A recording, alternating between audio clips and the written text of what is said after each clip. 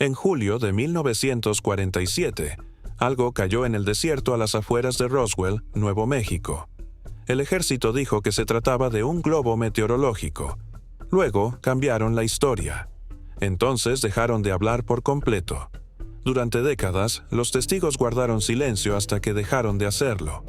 En 1974, un hombre llamado Harold Everett Mack, un antiguo técnico de logística destinado en la base aérea del ejército de Roswell, se reunió con un investigador privado y describió con todo detalle lo que el equipo de rescate encontró cuando finalmente abrieron la nave. No son restos del naufragio, ni instrumentos, ni carga. Es algo vivo.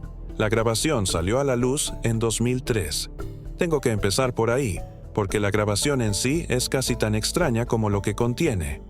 Fue hallado dentro de un trastero en Flagstaff, Arizona, que había pertenecido a un académico jubilado llamado Dr. Franklin Oates, antiguo profesor de antropología de la Universidad del Norte de Arizona, quien falleció en enero de 2002. Su hija, mientras vaciaba el trastero, encontró 17 cintas de anuncios inmobiliarios en una caja de municiones militares excedentes, envuelta en papel encerado y sellada con cinta aislante. 16 de las cintas contenían conferencias, entrevistas de campo y grabaciones ambientales de excavaciones arqueológicas en la región de las Cuatro Esquinas. La cinta número 17 era diferente. Contenía una única entrevista de aproximadamente 94 minutos de duración. El entrevistado se identificó únicamente como Harold. Simplemente Harold, dice al principio de la grabación cuando el Dr. Oates le pregunta por su apellido. Posteriormente, tras una considerable investigación que cotejó los registros del personal de la base y los documentos de baja de finales de la década de 1940, una investigadora llamada Gloria Sanderal, que pasó 11 años catalogando testimonios relacionados con Roswell para un archivo histórico privado en Albuquerque, identificó tentativamente al orador como Harold Everett Mack, dado de baja de la USAF en septiembre de 1948, bajo lo que sus registros describen únicamente como circunstancias médicas y administrativas. ¿Qué significa eso? Médico y administrativo. Ni una cosa ni la otra. Ambos juntos. Eso es algo sin importancia. Sé que es algo sin importancia. Pero cuanto más profundizas en este relato, más se acumulan estos pequeños detalles hasta formar algo que resulta muy difícil de ignorar. Harold comienza su relato no con el accidente en sí, sino con el olor. Dice que lo primero que notó cualquiera cuando el equipo de rescate llegó al lugar en la madrugada del 4 de julio de 1947, fue un olor. Lo describe como algo eléctrico pero dulce, como el ozono y algo que arde pero no es desagradable. Según comenta, varios miembros del equipo hicieron comentarios al respecto. Su sargento les dijo que dejaran de hablar y siguieran avanzando. La nave en sí, Harold usa la palabra nave deliberadamente, de forma consistente, como si la hubiera elegido antes de sentarse con el Dr. Oates. Estaba parcialmente incrustada en la pared de a hoyo, inclinada en un ángulo que él calcula en aproximadamente 30 grados.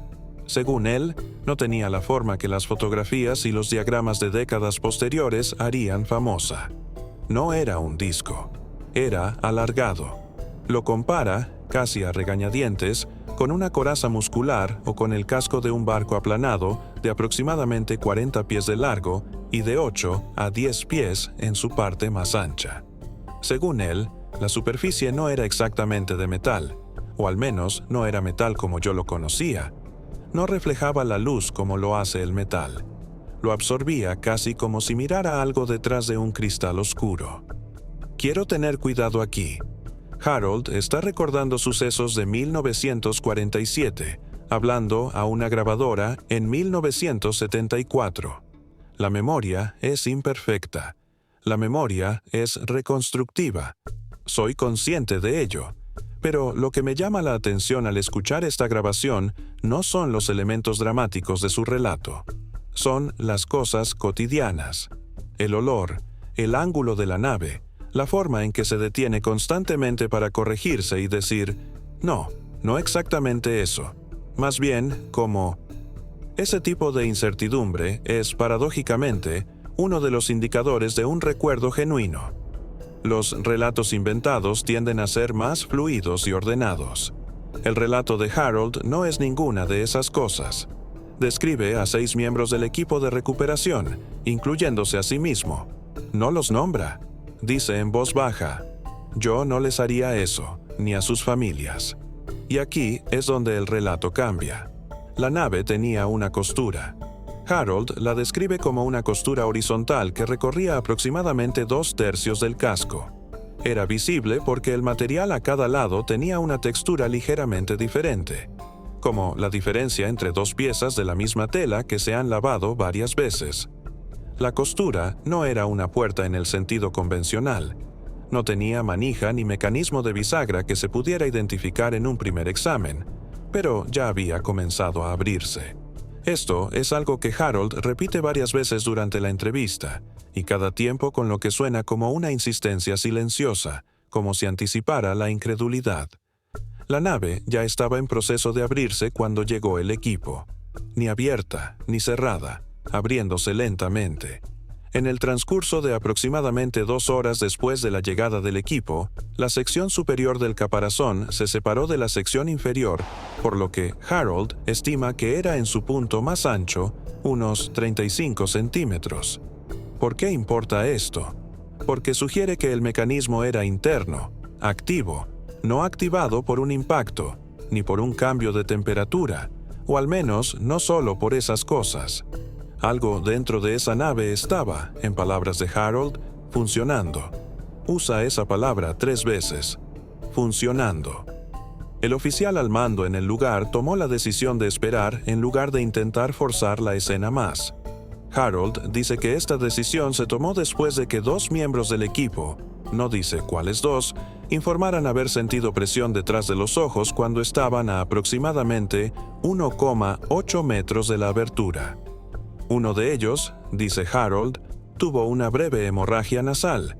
El propio Harold dice que no sintió nada inusual y lo atribuye a una especie de humor seco que aflora algunas veces en el Cinta, a la misericordia del Señor o a la mala suerte, dependiendo de cómo se mire lo que vino después. ¿Qué vino después? He escuchado esta sección de la grabación quizás 40 veces. Sigo escuchando el momento en que la voz de Harold cambia. Y cambia. No de forma drástica. No se queda sin aliento ni asustado. Se vuelve más tranquilo, más pausado, como si estuviera describiendo algo que ha pasado 27 años decidiendo exactamente cómo describir. Cuando la junta se había abierto a aproximadamente 22 pulgadas, Harold es específico en esto. Dice que la midió contra su propio antebrazo. El oficial al mando ordenó a 2 hombres que usaran linternas eléctricas de mano para iluminar el interior. Harold estaba posicionado aproximadamente a 15 pies atrás a la izquierda. Dice que tenía una línea de visión clara. El interior, dice, estaba ordenado. Esa es su palabra. No desordenado, no mecánico de ninguna manera que pudiera pasar por alto. Ordenado. Describe una serie de superficies curvas que corren a lo largo de las paredes interiores como el interior de una oreja y un área central que era más baja que la estructura circundante, como un cuenco poco profundo. Dentro del cuenco había lo que él describe como un material translúcido como vidrio ahumado, pero de aspecto suave, casi líquido. Y dentro de ese material dice que había 2 formas, no instrumentos ni recipientes. Dice que eran formas como cuerpos, pero no acostadas ni acurrucadas. Ambas se acurrucaron de la misma manera, como si estuvieran durmiendo.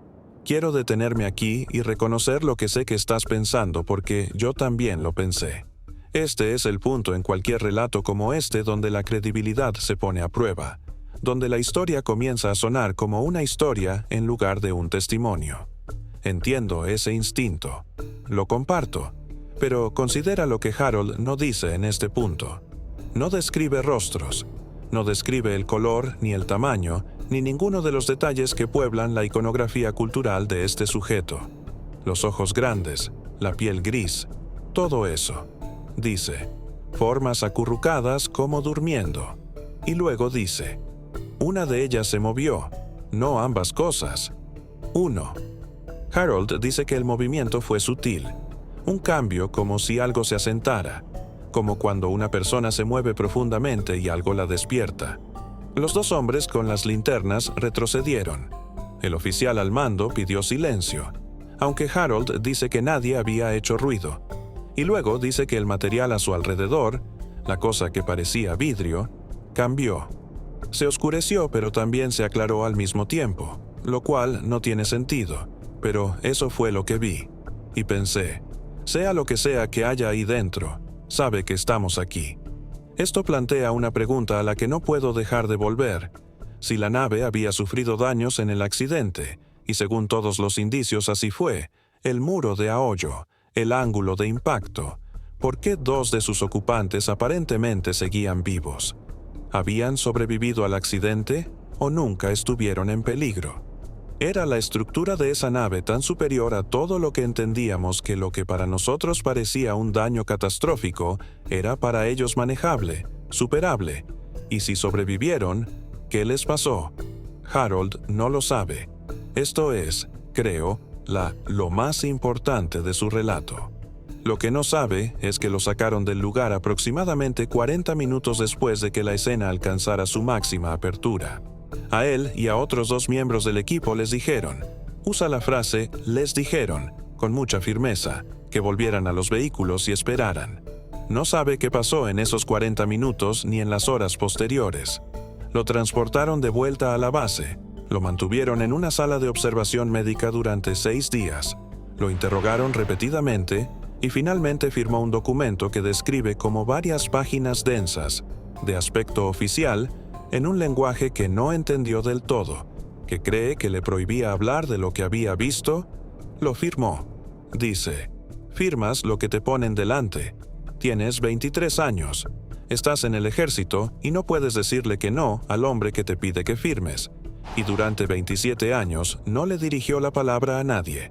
Según él, no se lo dijo a su esposa, ni a su hermano, que murió en 1961, ni a los hombres con los que sirvió tras su licenciamiento en la vida civil. 27 años de silencio. Y entonces el doctor Franklin Oates, por razones que Oates nunca documentó, a través de una conexión que la propia grabación nunca explica, condujo hasta donde quiera que Harold viviera, en 1974, instaló una grabadora de audio y le pidió que contara la historia. ¿Por qué 1974? Entonces, ¿por qué? El patrón que emerge aquí resulta inquietante por su regularidad.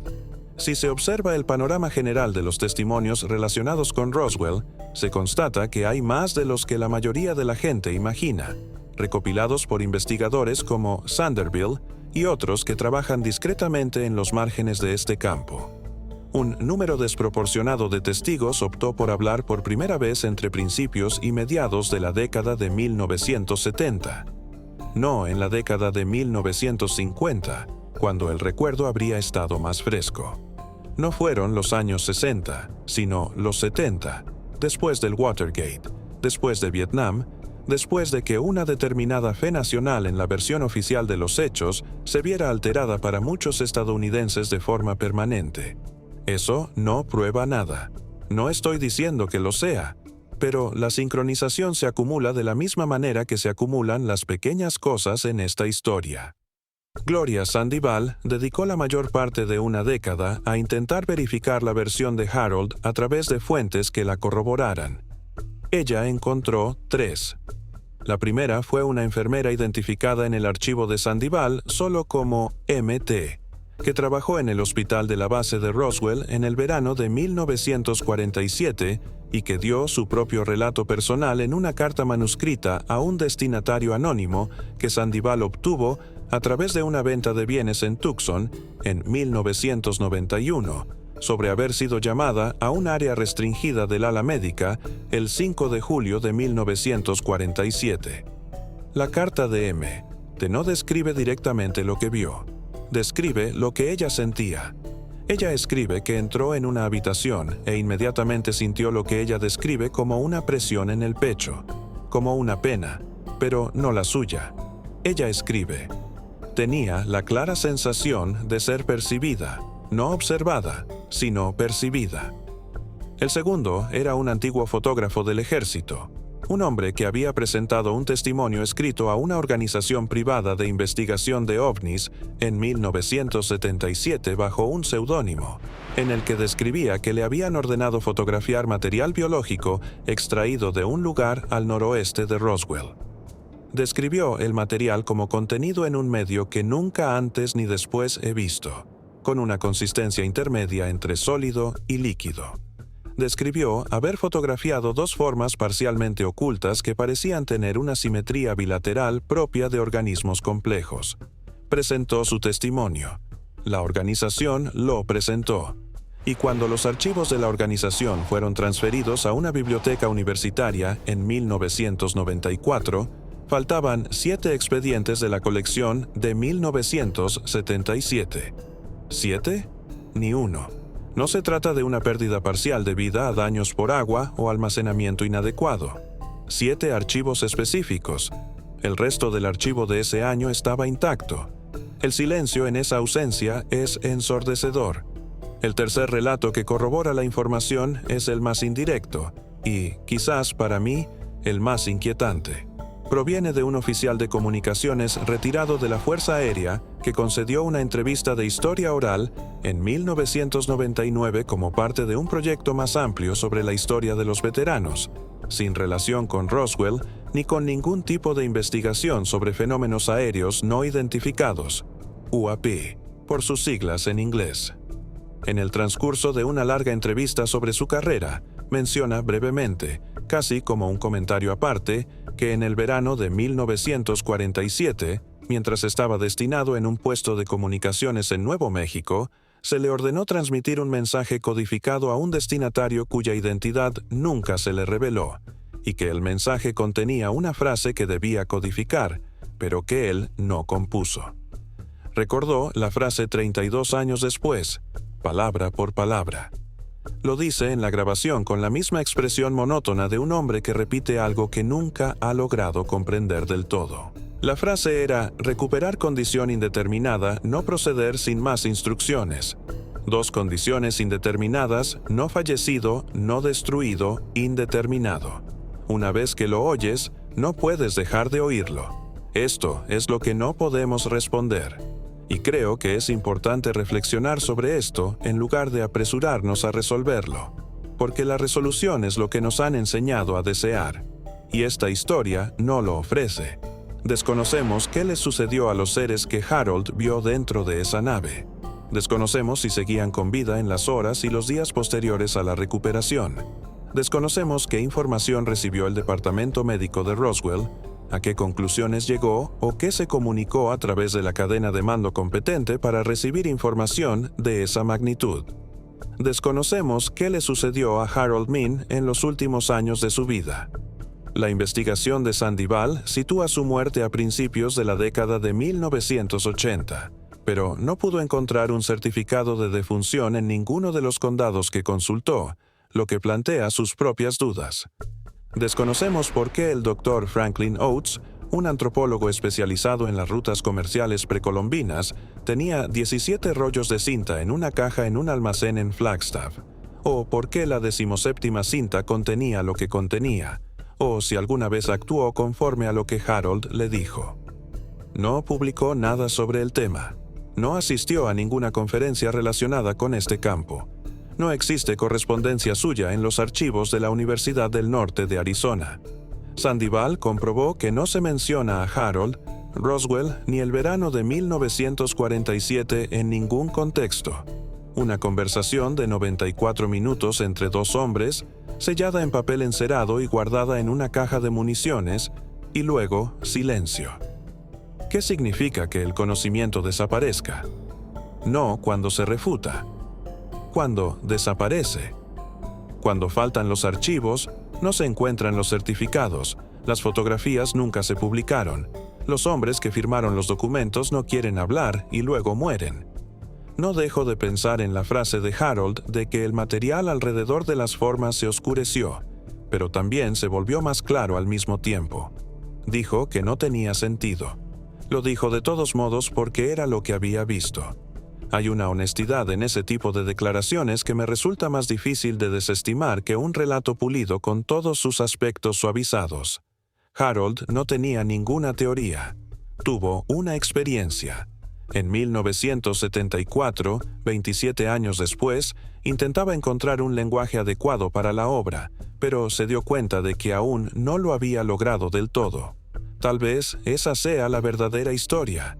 No se trata de lo que había dentro de la nave, sino del hecho de que puede haber categorías de experiencia, de encuentro, de realidad para las que simplemente aún no tenemos palabras, para las que nuestros marcos, científicos, religiosos, filosóficos, son realmente insuficientes.